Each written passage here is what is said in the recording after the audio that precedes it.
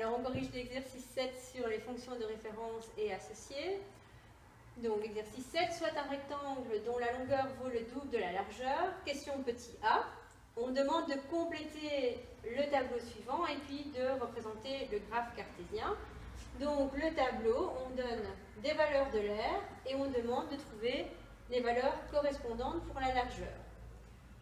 Pour m'aider, je vais d'abord répondre à la question petit b, qui est de déterminer l'expression algébrique de la largeur en fonction de l'aire. Alors on part de ce qu'on connaît et on sait que pour calculer l'aire d'un rectangle, on fait longueur fois largeur. Je sais dans l'énoncé principal que la longueur vaut le double de la largeur. Donc, grand L égale 2 fois petit l, double de la largeur. Donc, je viens remplacer mon grand L par 2 fois petit l, toujours fois la largeur. La largeur fois la largeur au carré.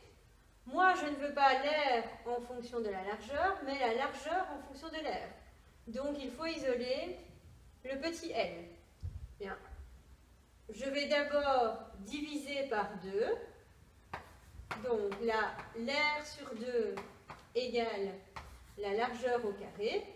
Et puis, je vais enlever le carré, c'est-à-dire je vais prendre la racine carrée de chaque côté de l'égalité. Ici, je n'ai pas de problème parce que toutes les quantités sont des quantités positives. Donc, la largeur, c'est la racine carrée de l'aire sur 2. Donc, ça, c'est l'expression de ma fonction petit l égale racine carrée de a demi. Donc, c'est une fonction racine carrée.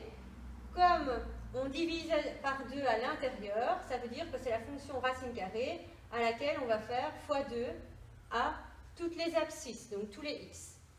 Je réécris mon expression sur ce tableau et je l'utilise pour remplir le tableau qui correspond. Donc, si grand A vaut 1, je viens remplacer ici grand A par 1, c'est racine de 1 demi. Si grand A vaut 2, je remplace grand A par 2, racine de 2 demi. Si grand A vaut 3, racine de 3 demi. Si grand A vaut 6, racine de 6 demi. Si grand A vaut 12, racine de 12 demi. Et si grand A vaut 18, racine de 18 demi. Alors, je vais simplifier toutes ces valeurs ou les calculer avec la calculatrice pour représenter mon graphique cartésien. Alors, racine de 1 demi, c'est un nombre décimal. À la calculatrice, si vous le faites, vous trouvez plus ou moins 0,7. Ici, 2 divisé par 2, ça fait 1. Et racine de 1, c'est égal à 1. Racine de 3 demi, si vous le faites à la calculette, c'est plus ou moins 1,25. Racine de 6 demi, c'est racine de 3, c'est plus ou moins 1,7. Racine de 12 demi, c'est racine de 6, alors c'est plus ou moins 2,5. Et racine de 18 demi, ça fait racine de 9, et donc ça, c'est égal à 3. Donc on va représenter le graphique qui correspond à cette fonction. Donc je dois aller jusqu'à 18 pour les valeurs de x, et jusqu'à 3 pour les valeurs de y. Donc,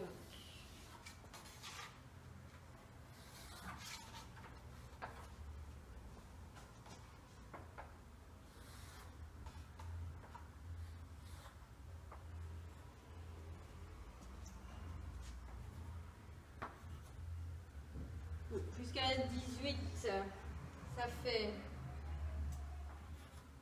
2. Voilà, je prends la même unité sur chacun des axes. Est-ce que je j'aurais pas pu prendre plus. Si. Je vais prendre 1 pour un petit carré.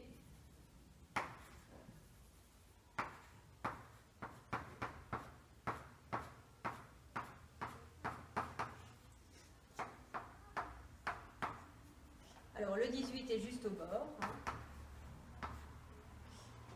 Et 1, 2, 3. Donc en 1, je trouve 0,7. En 2, 1. En 3, 1,25. En 6, 1,7. En 12, 2,5. Et en 18, j'arrive à 3. J'ai donc ma fonction de type racine de x à laquelle j'avais bien multiplié donc les abscisses par 2. Dernière question. On me donne la largeur qui vaut 3 cm et on me demande de déterminer algébriquement puis graphiquement l'aire du rectangle.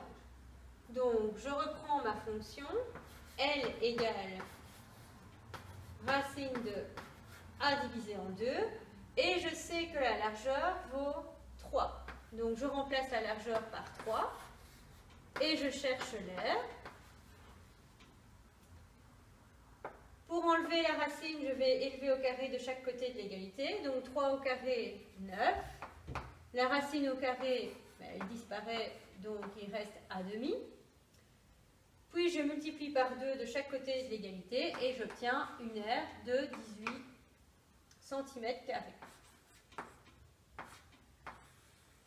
Donc l'aire vaut 18 cm². Je vérifie graphiquement. Mais si je me place en 3 sur l'axe Y qui est l'axe des largeurs, je regarde où je croise le graphique de manière horizontale, j'arrive en ce point-ci qui correspond bien à une abscisse, donc une aire de 18.